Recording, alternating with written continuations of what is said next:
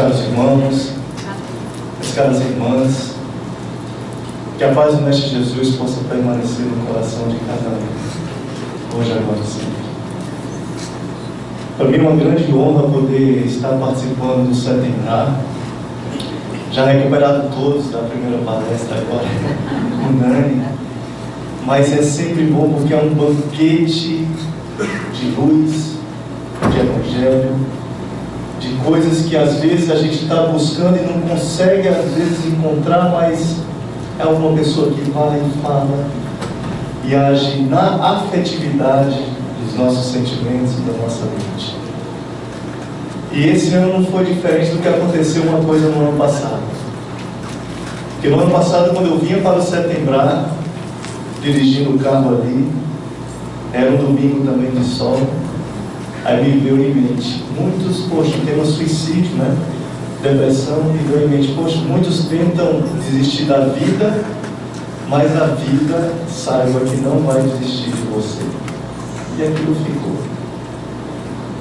E nesse ano veio outra coisa, do mesmo caminho.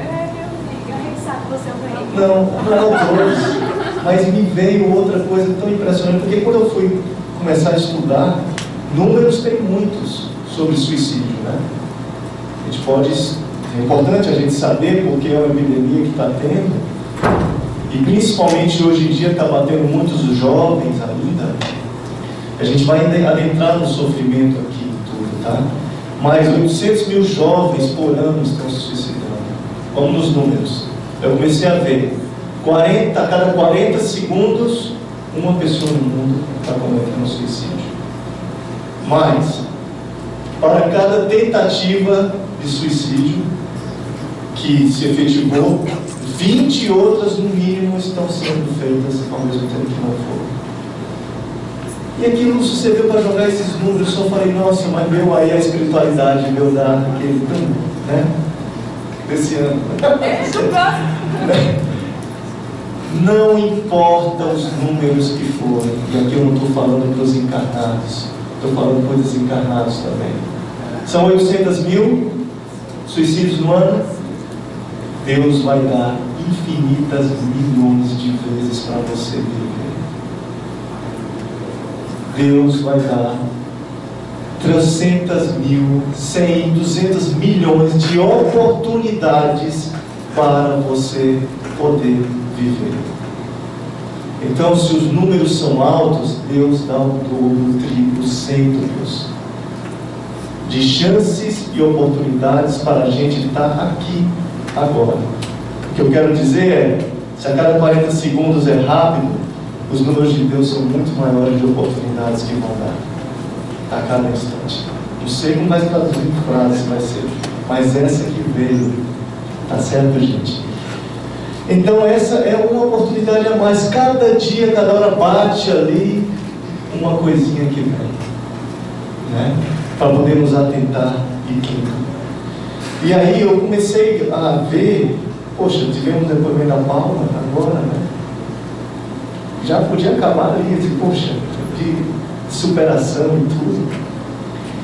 Mas ao estudar começou a vir, já que a gente vai mergulhar também, de forma leve, mas a gente vai tentar mergulhar um pouco também na mente, na causa do sofrimento humano, que todos nós passamos.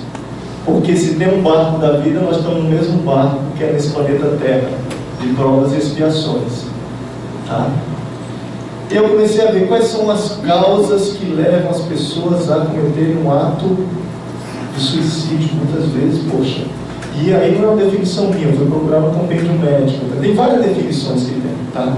Tem várias, mas uma dessas da psiquiatria fala que é a perda do sentido existencial, geralmente precedido por vivências traumatizantes, depressivas e estressantes, sentimento de desamor, solidão, desamparo que ataca a mente, perda do valor do seu objetivo existencial. Opa! Se você perdeu algo, é que você tinha algo antes. Que ninguém perde algo que não tem. Não é verdade? E aí muitas vezes o depressivo, um vazio existencial, na obscuridade da mente, que não consegue ver saída, não consegue ver que antes ele tinha alguma coisa, não sabe muitas vezes resgatar aquilo.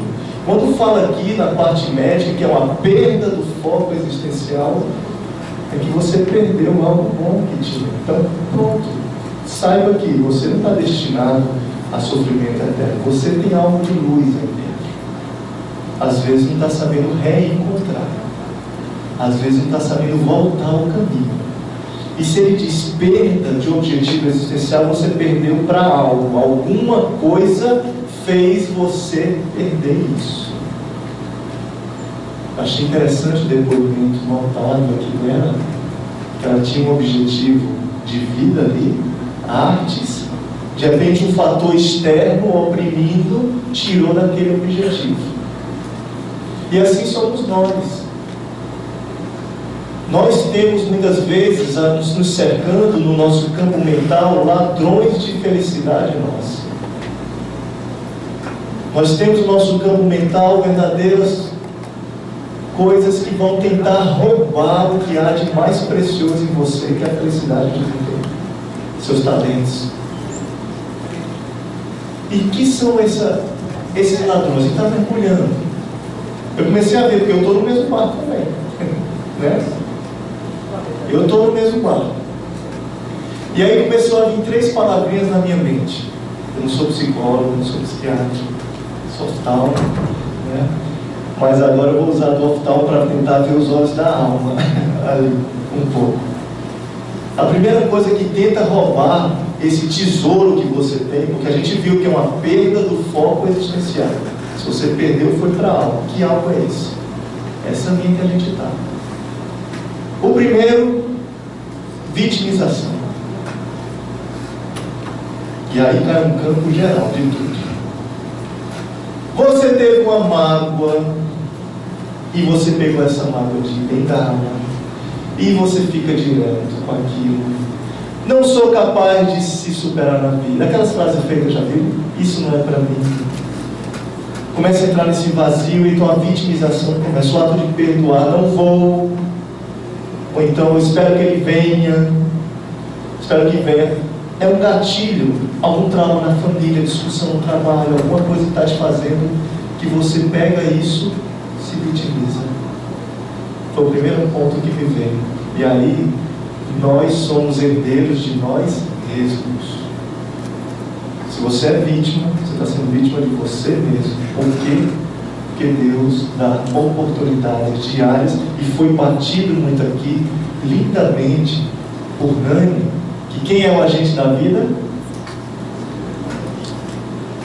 Somos nós. Quem que comanda o nosso barco? Sabe quantos trilhões de células tem aqui escutando o seu pensamento, o seu sentimento? Mais de 10 trilhões de células que estão escutando o que esse agente está pedindo. Então, se eu sou vítima, eu sou de mim mesmo. E olha só, começou a vir essas 3 ideias. Primeira, vitimização. Segunda, pessoas que estão bem de vida, lá, tal, alegre, satisfeita, estão caminhando bem, feliz, tem uma tristezinha aqui ou outra, que é normal. Mas de repente, o outro ponto, segundo, perda. Perdeu algo, ou alguém, que era a base, ou um emprego. Quem viu o filme de Divaldo, né, que ele relata ali, que ele até tentou suicídio com a perda que ele relata do emprego, uma perda de alguma coisa, certo? Se eu não souber compreender o que está do meu lado, que vai vir na vida, Deus nos dá oportunidades e tudo. Poxa, eu tenho uma paciente minha, que ela, e aí a gente vê não só o olho, né, mas vê a forma que adentra, super animada, otimista, alegria, aquela coisa, perdeu, que a gente sabe que não perde, mas perdeu o pai partiu, se anulando direto, se anulando completamente. Então, a perda esse outro fator, como é que nós vamos, reagir ou agir com isso, né? Porque às vezes nós vamos encontrar. Nem é tudo na vida o que a gente quer. E às vezes um sofrimento de perda vai te despertar para algo depois. É aquela dor que chega no fundo do poço que fala: precisei chegar para poder saber que eu tenho luz ali, que agora eu não tenho que ir para a luz agora. Augusto Cury fala que o depressivo, o suicida, tem na verdade não é uma grande vontade de morrer, é uma enorme vontade de viver. De viver. Eu estou pedindo, eu estou implorando, eu quero viver, não quero correr da vida, eu quero correr da dor que tem. Então esse é o outro ponto, sabe? No fundo, nós e todos nós temos nossos transtornos, mas o depressivo no vazio, ele está implorando algo, eu quero algo que me dê uma água viva ali. E às vezes os gatilhos que levam a esse campo: vitimização, perda. Quer ver o terceiro? Está tudo bem, caminhando no barco, maré está calma. Aí vem uma onda de uma doença que bate, ou em você ou no outro. É outro ponto que vem. E quando veio isso, eu fui atrás de estudar no Livro dos Espíritos. Tem uma perguntinha lá, chamada, que é a 943, se eu não me engano. Quais as causas do desgosto da vida? Olha só, Kardec pergunta a espiritualidade disso. Quais são as causas do desgosto da vida? São 3. Olha. Primeiro, ociosidade, falta de fé e saciedade. Vamos linkar com essas duas coisas? Quando eu estou me vitimizando muito, me adulando muito, eu estou trabalhando ou não? Eu falei, poxa, ociosidade.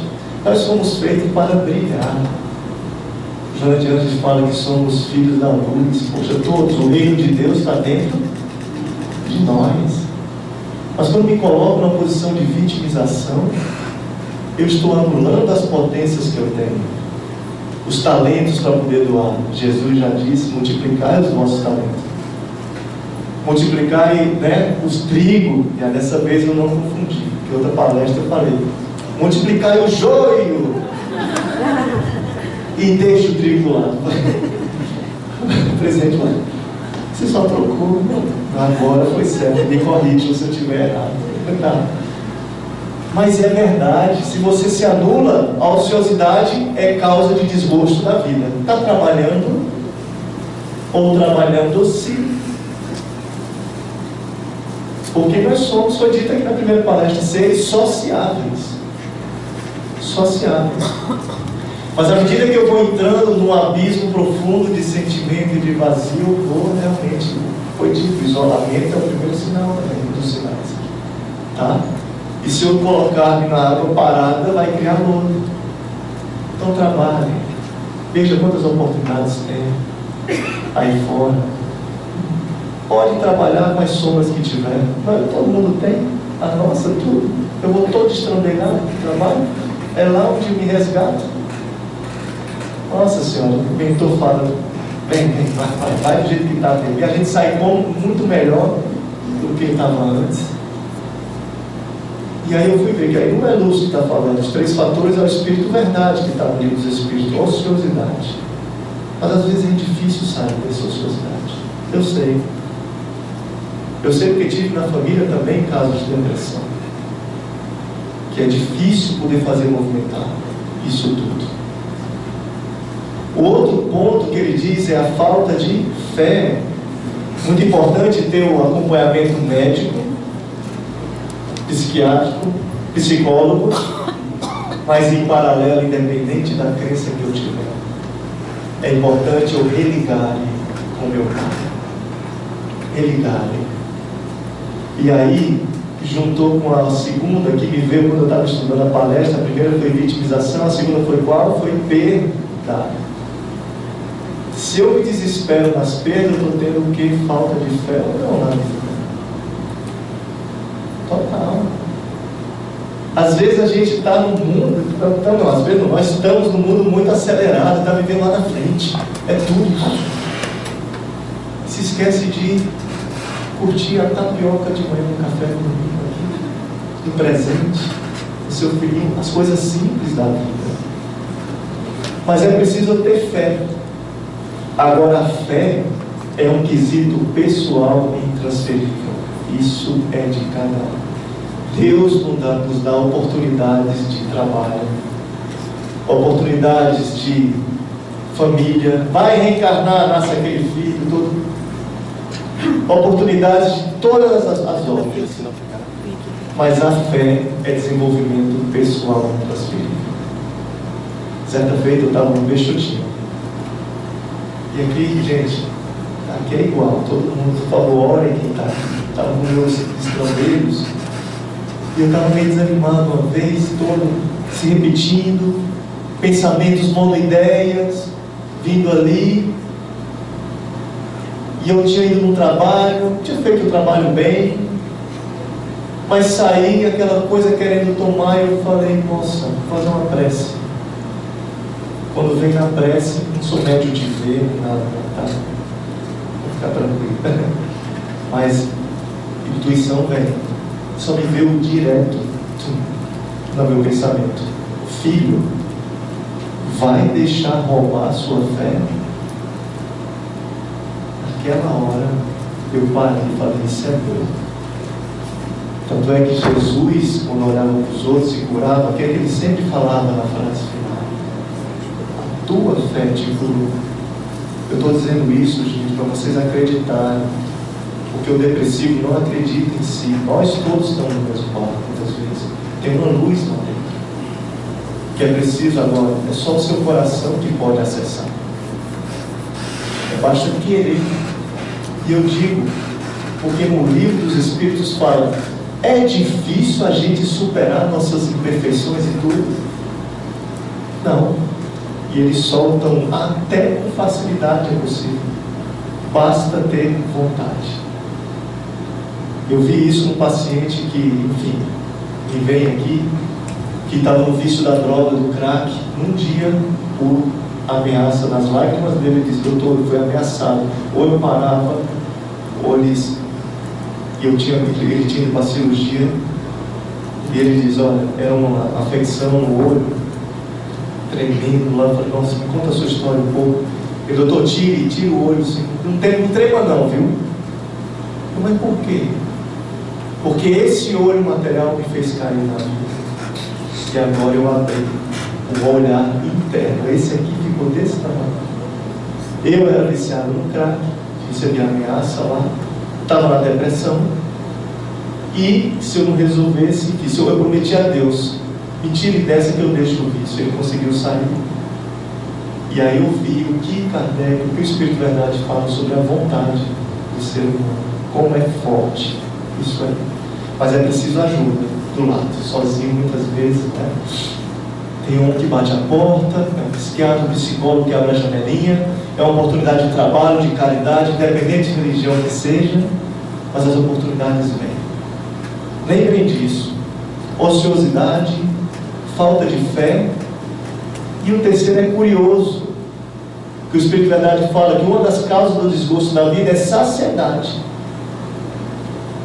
Quantos de nós criamos doenças por sermos insaciáveis nos prazeres da matéria e da carne? E aí, quando vem Jesus, onde está o teu pensamento, está o teu coração. Se teus olhos forem bons, teu corpo resplandecerá a luz. Se teus olhos forem trevas, filho, teu corpo resplandecerá trevas. Então, às vezes, essa busca do prazer, matéria, tudo, se esquecendo do lado interno, é causa do desgosto da vida. Para isso que nós estamos aqui. Para que nós estamos aqui? Me diga. Para abrir um pouco mais a minha janela de entendimento, de amor, de espiritualidade.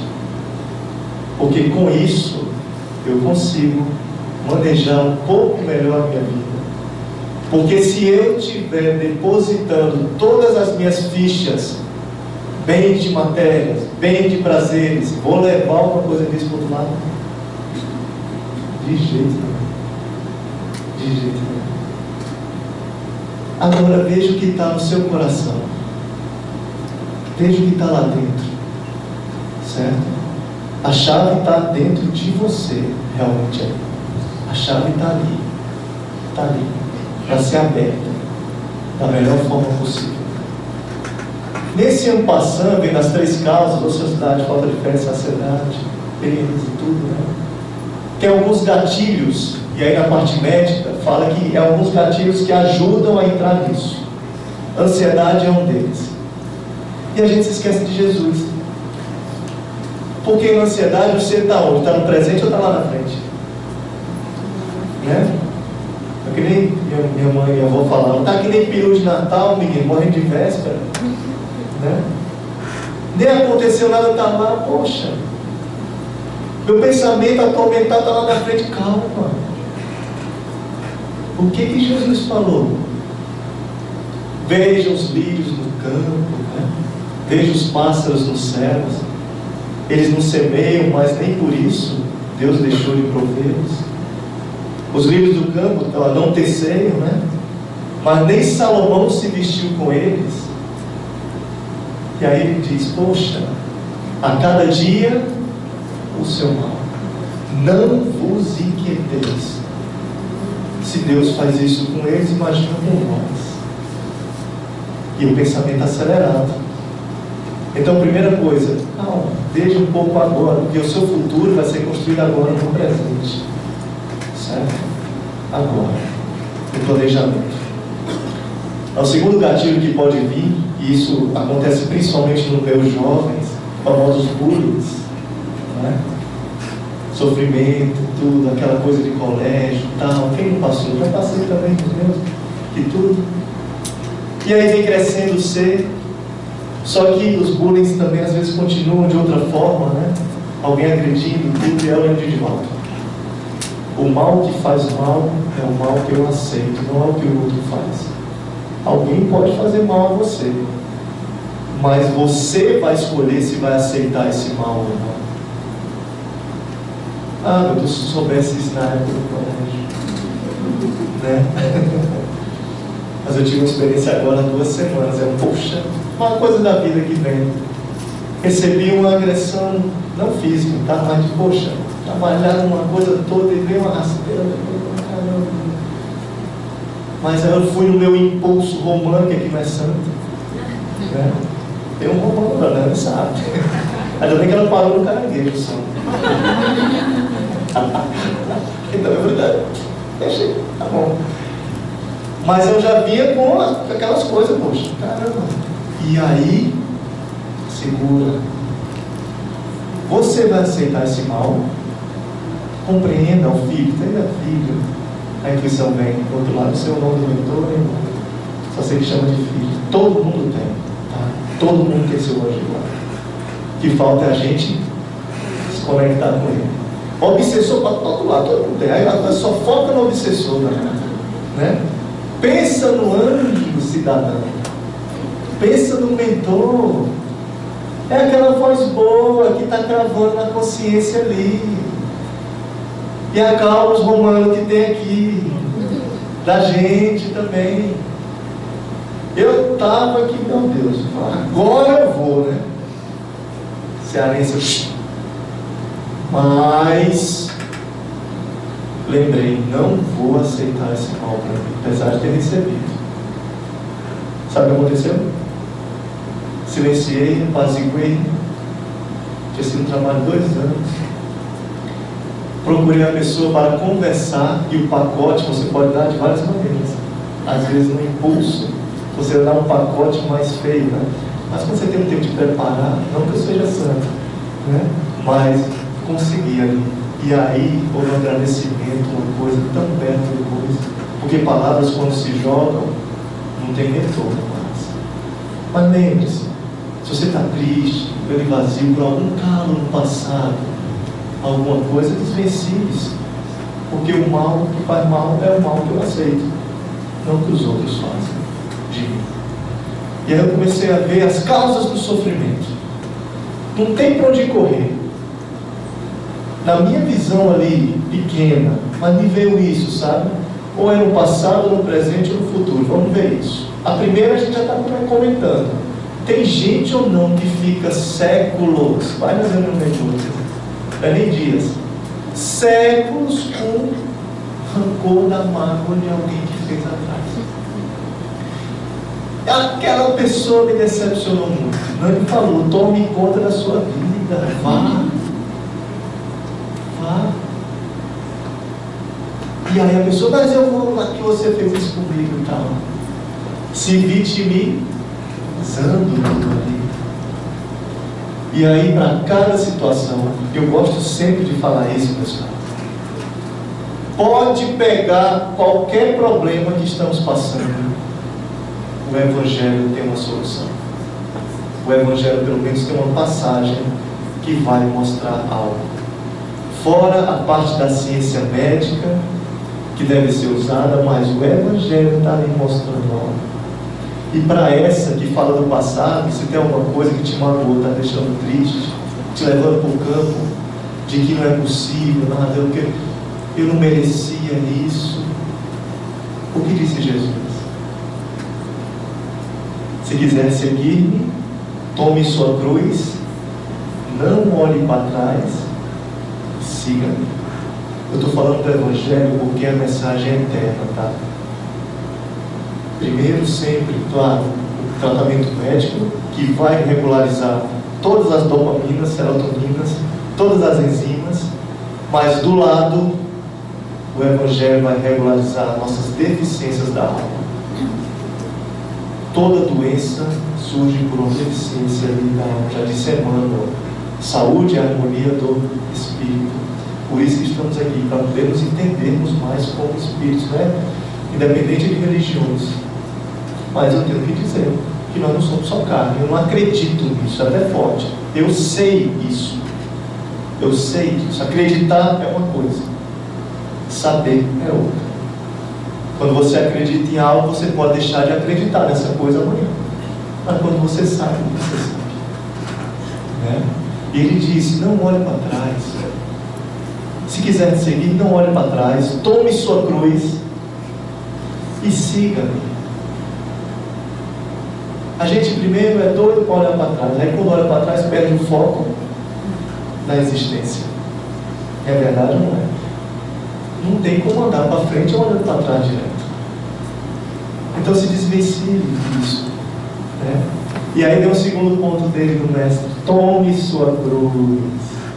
Tome sua cruz. Ninguém vai sair daqui anjo voando, mas todos nós trazemos sombras. É o yang e o yin, né? É a luz e a sombra dentro, que muitas vezes é preciso reconhecer. E aí vem, quando você reconhece isso, bote para fora. Fale das dores, fale das dificuldades. Procure um acompanhamento. Tem um projeto belíssimo agora no escutatório que tem, né? Fale e comece. Mas é preciso tomar a sua cruz. O que a gente faz é deixar a cruz, muitas vezes. Ele disse, tome. Ou esquecer a cruz a gente faz. Ou finge que não vê, né? Que está do nosso lado. Mas é preciso agarrar, sem medo. Sem medo. Todos nós sabemos o nosso carro. Onde tem, onde pega e onde pesa. Mas ele diz, não pare apenas nessa cruz, siga-me. Ele não disse, leia-me. Ele não disse, estude-me apenas. O verbo é seguir. E quem segue, faz o quê? Quando eu quero seguir um professor, eu quero fazer igual aquele professor. Essa é que é a grande diferença. O Evangelho nos passa muitas vezes pela mente, apenas por leituras superficiais, ou de coisas que, ao invés de apenas ler, que exemplifique, coloque na prática do dia a dia. Aí você vai ver o grande efeito que tem. É só testar.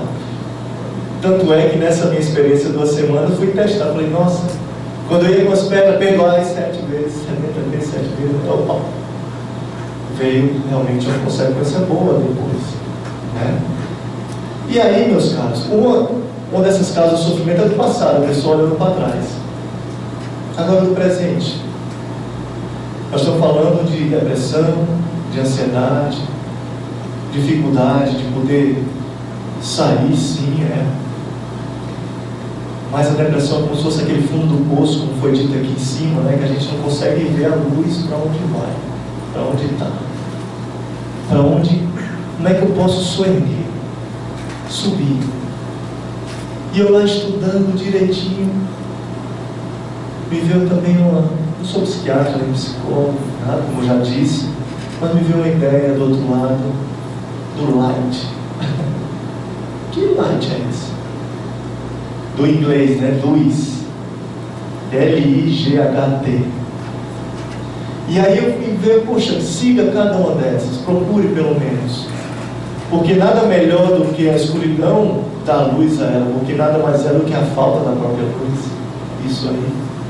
E o light, o L de love, de amor, todos nós estamos inseridos nas leis de Deus. Não tem para onde fugir. Mesmo que você bata o pé, faça bico, você vai progredir. E como consequência de lei de Deus, você está dentro da lei de amor também. Mesmo que às vezes esteja cego ou precisando de acolhimento. Mas está dentro ali. O primeiro grande mandamento é amar a Deus acima de todas as coisas. O segundo, ao próximo como a si mesmo. Amasse do jeito que você é. Não culpasse por algo. Vá atrás do seu sonho. Né? Certa feita, também outra paciente entrou no consultório. A gente vê lá. Só que ela já entrou assim, meio cabisbaixo. E aí eu deixei falar, vendo a consulta. Ela mesma citou para mim, olha, eu estou na depressão. E quando eu vi ali o reconectar os pontos, eu falei, nossa. E ela começou, mal falava. E a consulta foi bem demorada e tudo, sabe? E assim, eu comecei a perguntar para ela, quando eu lembrei de reconectar os pontos, o que você gostava? Ah, doutor, não gosto nada. Eu falei, tem algo aí. Mas doutor, eu gostava de artes, ela falou também, de cinema. Eu falei, por que então você não vai no cinema agora? Ele estava no shopping, no atendimento lá. Mas como é que eu vou? Faz quanto tempo você não vai? Há uns 10 anos que eu não vou. Mas também que alguma coisa lá. Ela falou que foi. Começou a se reconectar com o seu passado. E aí eu depois também, uma pequena ajudazinha, vai ajudando. Veja no passado que você tem, que você está dentro da lei de amor. Né? O I, internalize, talvez em inglês para ficar mais chique, né? Ou não, mas internalizar-se. Para você poder sair um pouco dessa sombra, é preciso, primeiramente, conhecer-se a si mesmo. Porque não vai ser o outro que vai fazer por você. É você que vai poder soerguer isso aí, da melhor forma possível. Não tem como. Agora, esse mergulho é difícil, né?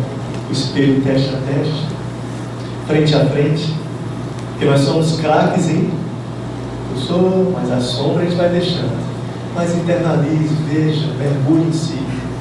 O G de God, Deus, é preciso religar a conexão divina.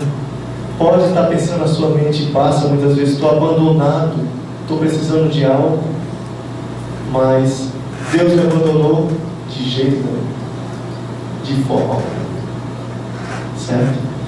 O H de Hillman, humano, uma ação humana é belíssima, veja a ação de caridade que tem, o efeito que traz. Tanto é que quando você faz o bem, olha que humano é esse rapaz aí, né? E o T de try, tente seguir isso. Dessa forma, talvez você comece a tentar espargir um pouco essa luz que tem. Causas de sofrimento também estão no futuro, é aquilo que a gente falou, da ansiedade, que está na frente e a gente esquece de viver o presente. E aí, meus caros, eu estou vendo dessas causas de princípio. Mas eu lembro de Haroldo Dutra, quando ele falou, e eu li essa página, Obras Póstumas, que é uma partezinha lá que tem que fala regeneração da humanidade. Quando eu li, eu fiquei até, assustado um pouco com as passagens que tinha, mas a precisão da espiritualidade. Que ele falava sobre os tempos agora que nós estamos de transição e passagem. E ele diz nessa página quais são os sinais da transição. Quais são os sinais da transição? E lá diz, um dos sinais é que o índice de loucura e ansiedade vai chegar ao extremo. E os índices de suicídio, principalmente em jovens, vão estar aumentados. E eu falei, nossa, esse é o sinal da transição. E ele complementa depois, porque está sendo dadas oportunidades de regeneração, muitas vezes, de a gente ter o contato com o Evangelho e tudo. E aqui eu não estou falando só para os encarnados, para os desencarnados também, de podermos cuidar do nosso campo mental. E esse é o recado. A grande guerra hoje em dia é no campo da mente, porque há um projeto divino lá em cima que vai vir, está vindo com tudo para o bem, não tem para onde. Ou a gente se endireita um pouco mais para as coisas que fazem bem, ou por opção nossa vamos estar sendo direcionados para outras casas do meu Pai. Há muitas moradas na casa do meu Pai. Por isso, muitas vezes, o desespero que tem de irmãos ainda na ignorância do bem, ou da ligação com Deus, ou nos apegos muito da matéria, porque sabe que o tempo está findando. E sabendo disso, os índices sobem. Disso tudo que está escrito no século XIX. Está lá. E o recado é, cuidemos então da nossa parte do coração, cuidemos da nossa parte mental, dos bons pensamentos, da melhor forma possível. Porque está sendo exposto demais aí fora, qualquer coisa, tudo. É só ligar a TV, jornal, meu Deus do céu. Né?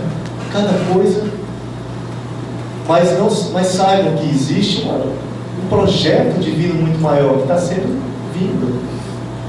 Bem-aventurados os mansos e pacíficos que herdarão a terra. Está chegando o dia dele, fica, vamos, vai. Sempre está tendo essa transição. Nossa grande batalha é conosco mesmo, nosso campo da mente. E eu queria trazer 2 exemplos. Esses de 2 grandes amigos meus. Eu estava até essa semana, cheguei de viagem ontem, num encontro de república, pense, né, na faculdade. E são grandes amigos, e um deles estava passando por dificuldade enorme, como todos nós também. Mas coisas realmente, doença, leucemia eu tinha, entendeu? Problemas na família. E ele estava meio que se abrindo ainda para a parte, não só do tratamento médico, mas também na parte de religarem com o Pai. E eu notava que sempre me abordava, a gente, né? Ai meu Deus, não me força nada. Mas quando a pessoa vem conversar, Lúcio, você fala tanto na prece, e tem efeito mesmo, experimente. Mas não é pressa, é prece. Né?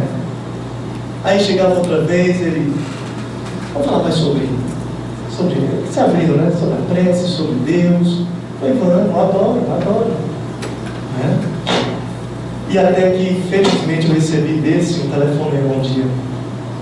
Olha, eu resolvi experimentar. E eu queria trazer a definição que ele deu para vocês aqui. Eu estava lá, irmão, eu estava lá em São Paulo, acordei, fui tomar uma água de madrugada, estava sozinho em casa, ali, meus problemas gigantes, uma montanha, mas eu resolvi sentar e orar. Ele usou desse jeito. E aí, Lúcio, você sabe o que aconteceu? Eu não, estou curioso, quero saber. O problema sumiu? Não sumiu não, o problema está lá. Aí ele falou desse jeito: mas as minhas pernas, meus cabelos estão mais fortes para subir a montanha. Agora eu falei, quando eu comecei a orar com o coração, parece que minhas pernas ficaram mais fortes. O problema, a montanha está lá, mas ficou mais fácil de poder subir a cada hora. Eu falei, esse se conectou realmente. Esse se conectou com o coração. Basta um Pai Nosso, meus caros. Basta com o coração feito. E aí eu lembro a vocês, todos os dias estão acontecendo coisas desagradáveis com as pessoas. Todos os dias tem pessoas sabendo o diagnóstico de câncer. Todos os dias tem pessoas sendo atropeladas com perdas de vida no acidente. Todos os dias tem gente sendo assaltada. E a gente acha que está no redondo, que não pode acontecer com a gente, né?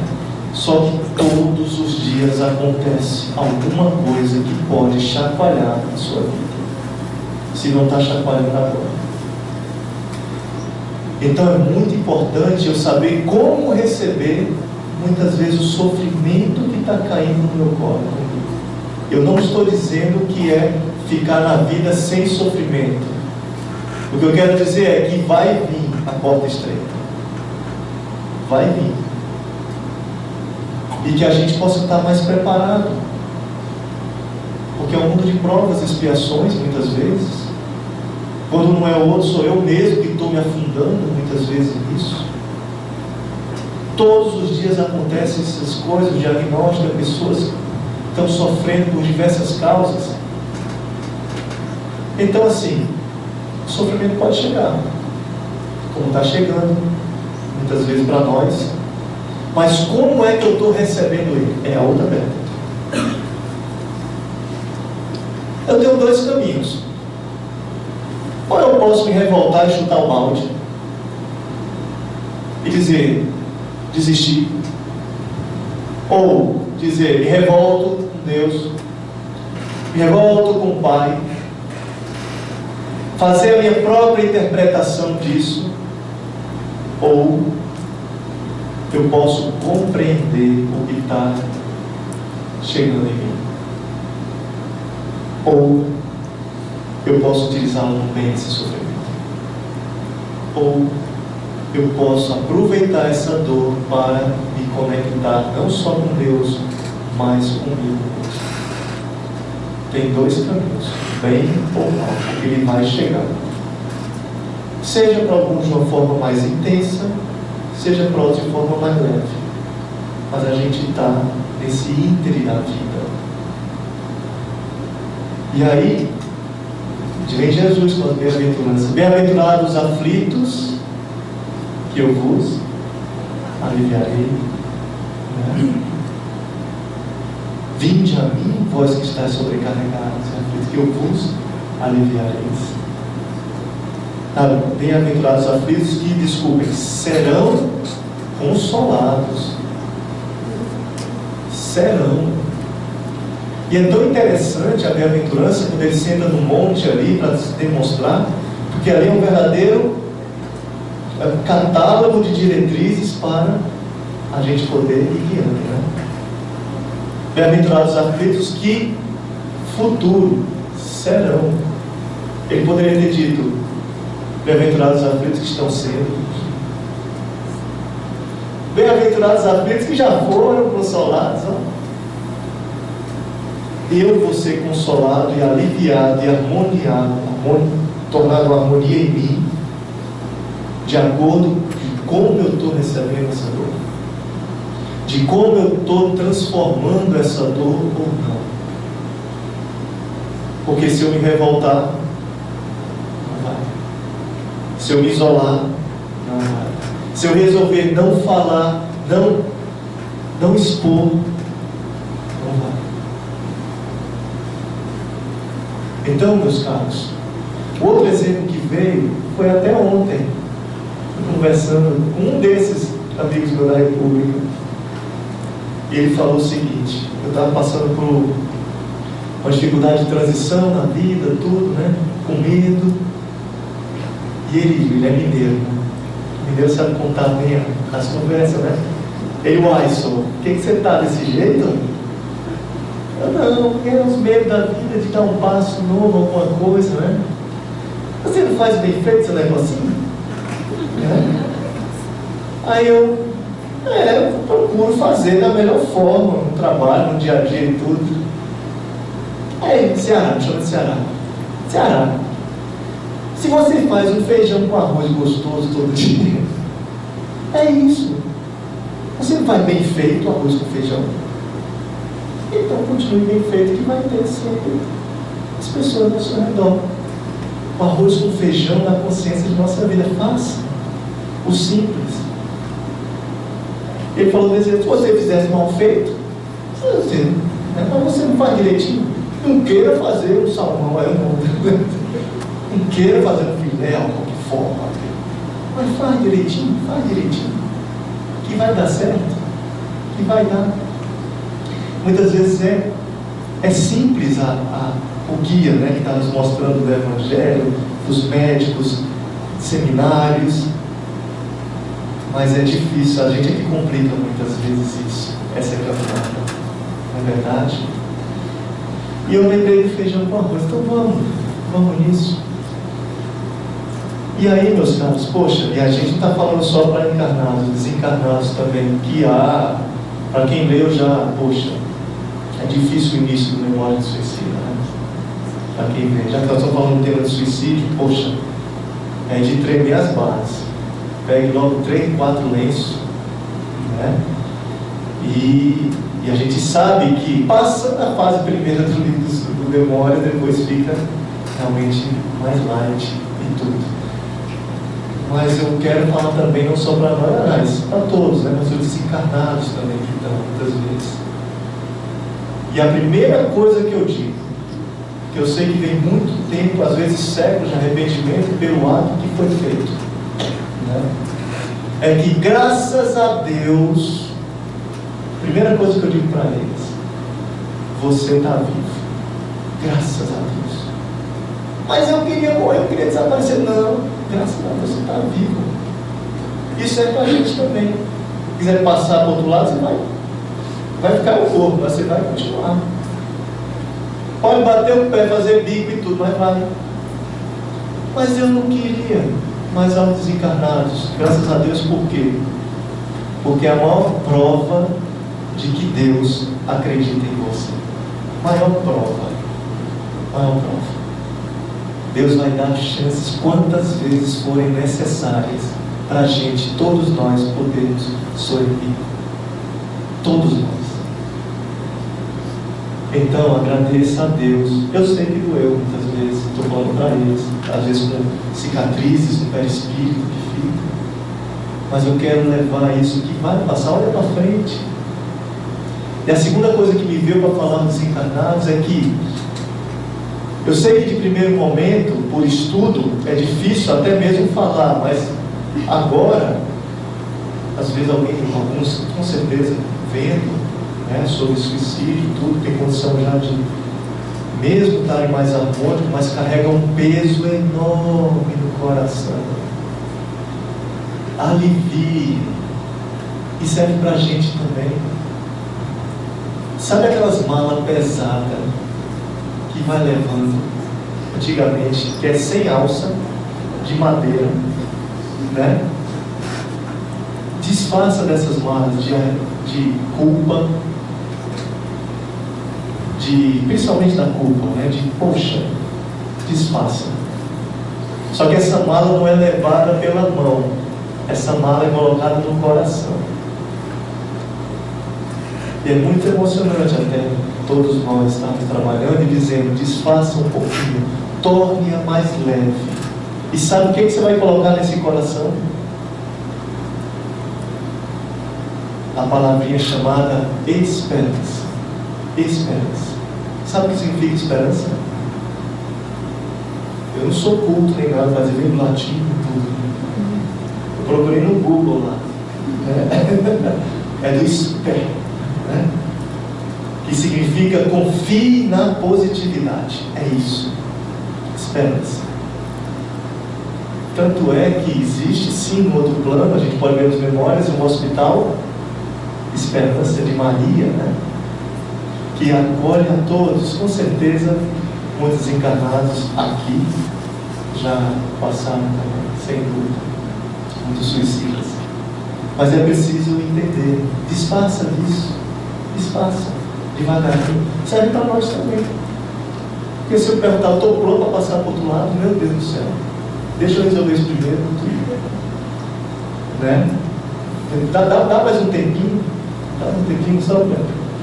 Porque, poxa, pode vir de qualquer hora. O professor Humberto lá do Peixotinho diz uma frase que eu tremi quando eu escutei a primeira vez. Então, voz grossa assim, meu filho, ele diz: olha, não se preocupe como você vai chegar do outro lado, preocupe-se como você vai sair daqui.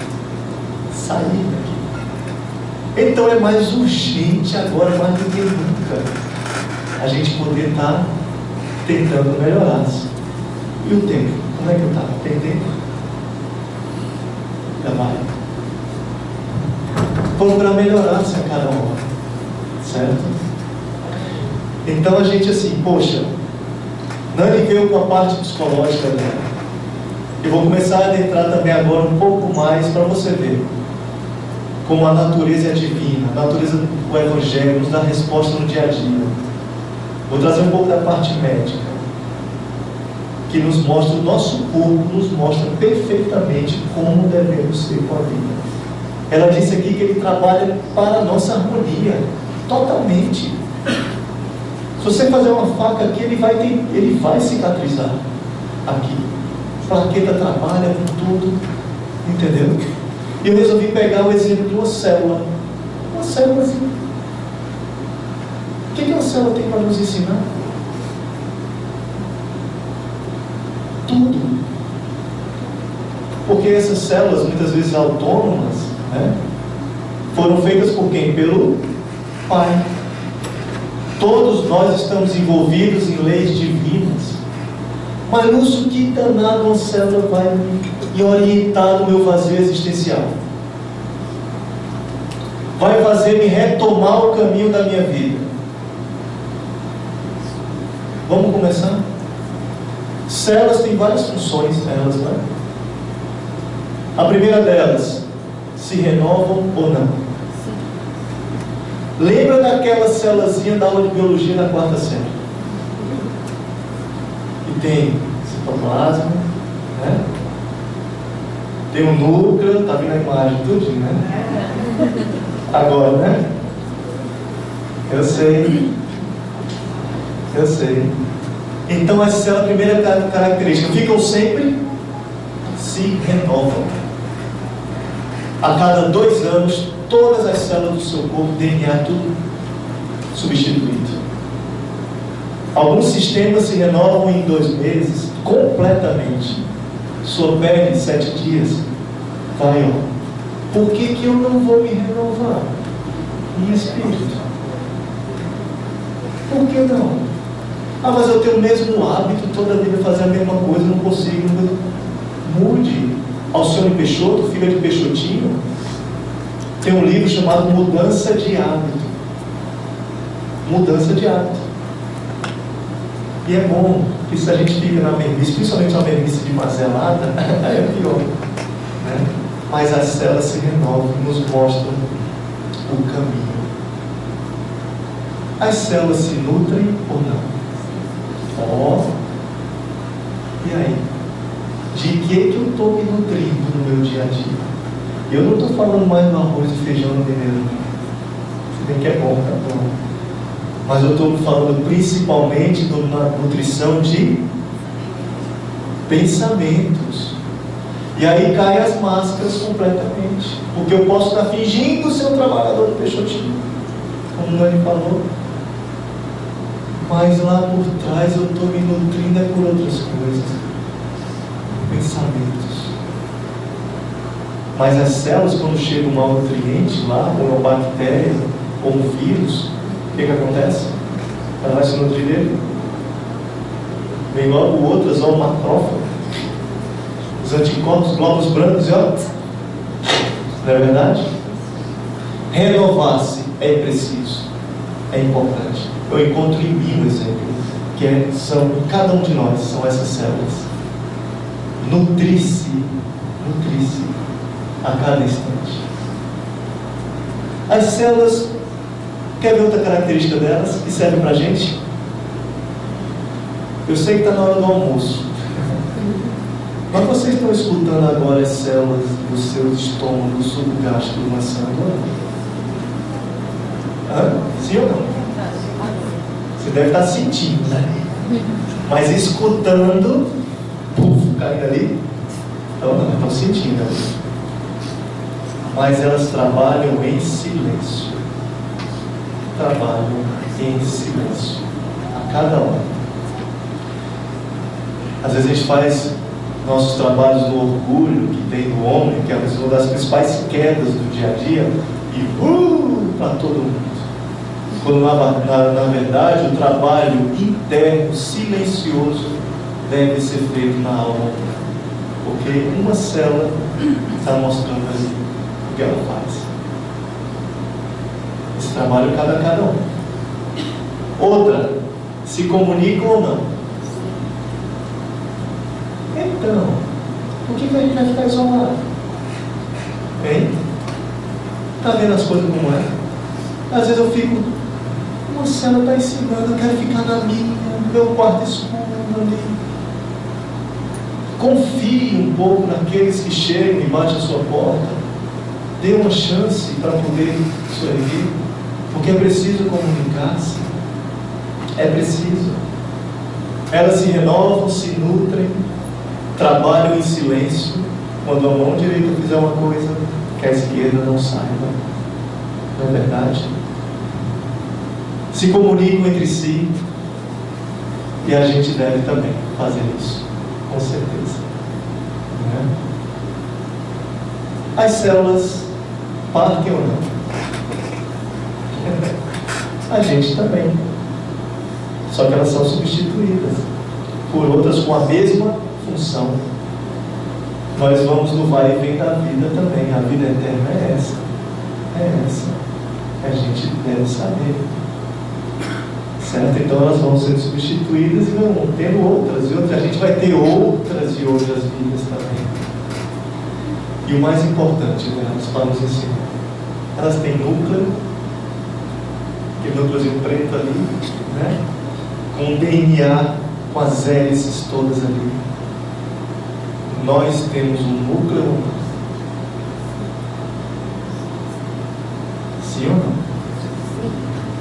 Alguns não encontram, porque não conseguem perceber, mas nós temos. No vazio existencial das dores, tem duas hélices ali no núcleo da célula, que para a gente são as hélices do chip que Deus colocou em cada um de nós. Cada um de nós tem um núcleo de vida. Tem um núcleo. E onde é que está esse chip para me mostrar? Dentro da consciência de cada um sabe onde deve ir. Está lá. Ninguém é abandonado. Ninguém. Então, se eu puder escutar um pouco mais a minha consciência na razão e um outro, o meu sentimento do coração, eu vou estar acessando o meu núcleo. E o núcleo é o que define tudo ali, ao redor. Se o núcleo morre, a célula morre também. Então, no exemplo simples celular, a gente consegue ver os exemplos da vida, da natureza. Quer ver outros exemplos? Só para mudar um pouco. Reencarnação, os ciclos. Onde é que tem isso na natureza? Tudo é cíclico. É o ciclo da lua, do sol, ciclos da marés, ciclo das estações do ano, vai e volta. Por que a minha vida não vai ser assim também? É verdade? Então, meus caros, a gente consegue ver nas células isso, viu as causas ali, né? Deu ano passando.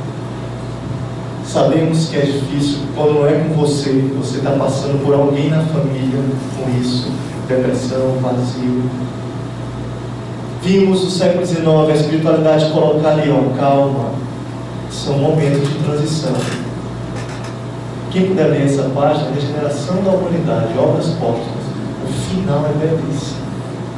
Nos erguendo para o alto, nos fazendo acreditar no dia a dia da vida que tem. Não poderia deixar de trazer o exemplo dele, né? Algum exemplo do Evangelho de Jesus, que essa passagem para mim se relaciona perfeitamente àquele umbral interno de cada um, muitas vezes, com sombra que você não consegue ver para onde vai. Certa feita ele estava passando ali, junto com seus discípulos, quando ele é chamado por algumas das amigas de Marta e Maria. E a Maria, como está em João, era a mesma Maria que lavou os pés de Jesus, que limpou os cabelos e tudo. E ela manda chamá-lo, porque o seu irmão Lázaro estava tido como morto ali. E Emmanuel, eu sempre de Emmanuel, que fala toda passagem do Evangelho, todas as palavras têm algum significado. E naquele instante, quando foi chamar o Cristo amava muito a Lázaro, porque nessa passagem ele chorava, ele chorou quando soube realmente ali. Tinha aquele ciclo talvez de família, né, junto. Mas ele recebeu a notícia que Lázaro estava morto 4 dias. Parece nós, as nossas catacumbas internas, né? Parece nós que alguém vem, nos identifica nas nossas sombras e ora, é uma mãe orando pelo filho. Vai lá, Jesus, abre a mente, abre o coração dele ali. Alguém está chamando por você. Se você acha que você está sozinho, se não é desse lado, é do outro. Pode ter certeza. Se é uma das coisas que o Espírito amigo, o anjo de guarda, pode chamar como quiser, fazem é nos amarmos muito mais às vezes do que nós a eles. Você não está desamparado. Da mesma forma que foram chamar Jesus, estão chamando também. E Jesus eu não digo apenas na linguagem figurativa, não, religiosa. Jesus médico, que vai acessar a alma sua, não apenas por leituras superficiais, mas tentar mostrar e puxar você para exemplifique e faça meu Evangelho. Porque ninguém ascende ao Pai se não for através de mim. Eu tenho certeza que todos nós aqui, nós já passamos encarnações e encarnações na superficialidade do Evangelho. Religião A, B, religião C, não importa. Mas agora é o chamado para ou a gente adentra a nossa alma, que é a verdadeira água que alimenta. Lembra da mulher que estava com sede, né? Não tem outro fugir. Lembremos do médico. Ele foi chamado e foi, se eu não me engano, para Betânia. E ele diz, não foi de princípio não. Aliviou ali logo, olha, ele não morreu, apenas dorme. Tipo, aguenta um pouco, mas eu chego lá. E aí um outro grande ensinamento, quando eu li, porque a mesma passagem você consegue tirar, cada vez que você lê, várias interpretações. Por isso que é uma mensagem eterna. E minha esposa Larissa sabe, quando eu vejo cada uma coisa nova, eu dou um pinote na cadeira. É verdade. Larissa, meu Deus. Quando ele foi para Betânia, ali, Marta e Maria se acercam dele. Ele fala, olha, se tu estivesses aqui, Se tu tivesses, ele não teria morrido. E aí Jesus vem, né? Eu sou a ressurreição e a vida, ele fala. Se creres em mim, ainda que esteja morto, viverá. Mas se crê e vive em mim, nunca morrerás. Vamos adentrar nessa passagem? Você olha, acho que aqui muitos já viram trocentas vezes essa passagem. Mas é interessante que a primeira frase, quando ele diz, aquele que crê em mim, certo? Mesmo que esteja morto, viverá, significa, você pode crer, mas você mesmo só crendo pode morrer internamente. É tanto que é diferente quando ele fala a segunda frase. Aquele que crê e vive, quer dizer, aquele que crê e pratica, aquele que crê e vive internamente o Cristo, nunca morreu e nunca morrerá. Não basta crer, tem que viver Jesus em nós. Não tenho medo nenhum de falar isso. Sou médico, primeira coisa, tratamento médico, mas o tratamento do seu coração, da sua mente, do seu pensamento ao alto com ele, nunca deve ser esquecido. E eu fiquei pensando, poxa, é possível então a pessoa apenas crer e entrar naquilo que ele falou, né, num vazio? Por que apenas crer? Talvez apenas ler, talvez apenas escuta, mas ele diz, mesmo assim, morreu, mas viverá. Ela morreu, né? Quando ele diz morreu, não é do corpo apenas. Tem muitas vezes pessoas encarnadas, mas sem objetivo de vida nenhum, que outros desencarnados. Quando eu falo morrer, morrer da alma, essa sombra que enegrece a gente, que é preciso espargir, né? E essa passagem mostra, pelo menos num perfil de uma das avaliações. Aí eu aprendi que, não basta eu crer. Ele diz, aquele que crê e vive, nunca morrerá. Vive, praticar o Evangelho. Mas estava se aproximando do momento. E ali, ele estava indo em direção a quem? A Lázaro. Ali. Maria emocionada, como tem lá em João já. Ele também emocionado. Jesus chora. Chorou com Lázaro. Sabe com quem mais chorou? Natanael ben Elias. Sabe quem é esse? Como está no livro, as Primícias do Reino. Aquele paralítico que desceu do teto. Foi curado, mas depois voltou para a noite de prazer. Como está no livro Psicografia de Divaldo. Chorou com o jovem rico que estava preparado. Venha, segue. Abandona tudo que tu tem, tudo que tu tem aos pobres e segue. Não posso não. Deixa eu ir primeiro lá nas corridas de bigas de cavalo, está lá no livro de Missa do Reino. Quando a gente está, Jesus chora. Com Lázaro chorou, adivinha. Talvez como sente também cada um de nós, as lágrimas que vêm. Não tenham dúvida, meus caros, o Cristo sabe cada um de nós aqui. E aí ele vem se aproximando naquela hora. E aí ele roga aos céus, né? E a primeira coisa que seja feita, né, para mostrar as benesses de Deus, tirai a pedra. Tirai. Ele fala isso. Foram alguns homens ali talvez e removeram a pedra. Não foi o Lázaro em si. Ok. Mas alguém está removendo a pedra da sua. Quando ele fala tirar, eu não digo tirei sua pedra. Tira. Se não é você, é outro que vem ao lado e está removendo, tentando. E eu fico imaginando Lázaro dentro, talvez, daquela catacumba. Será que tinha luz lá dentro? De jeito nenhum. Um breu completo. Parece muitos depressivos, nos vazios, nas ansiedades, um breu completo que não consegue ver luz onde for. E aí vem uma imagem quando essa pedra é removida. A primeira pessoa que ele viu, talvez Lázaro, foi quem? Jesus. Jesus ali. E o mais interessante é que ele mesmo assim não adentra dentro da tumba, mas está na frente ali. Parece a gente, nós cercados pelas sombras, mas tem uma luz ali na frente, mostrando o caminho.